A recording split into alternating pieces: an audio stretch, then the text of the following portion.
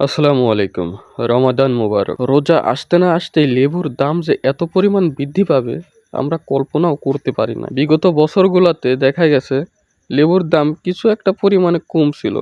৮০ টাকা হালি, ৬০ টাকা হালি এমন ছিল।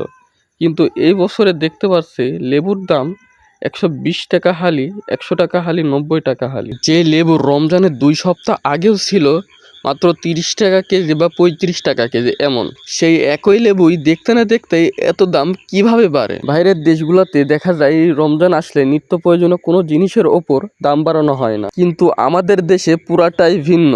রমজান আসে শুধু ব্যবসায়ী ভাইদের জন্য। যাই হোক, এত কথা বলে কোনো লাভ নাই, কারণ আমরা বাঙালি, আমরা কোনোদিনও ভালো হব না। আমাকে এখন যে লেবু গাছের নিচে দেখতেছেন, এই লেবু গাছ আমার দাদা প্রায় ৫-৬ বছর আগে লাগাইছিল। এখানে ৩টা গাছ আছে, এই গাছগুলোতে অনেক পরিমাণ লেবু ধরে, কিন্তু এখন দেখতেছি লেবু নাই। কে বা কারা এই লেবুগুলা চুরি করে নিয়ে গেছে। এখানে 2টা গাছ থেকে মূলত 2টা লেবু পাইছি, তাও লেবুগুলা অনেক দূরে ছিল।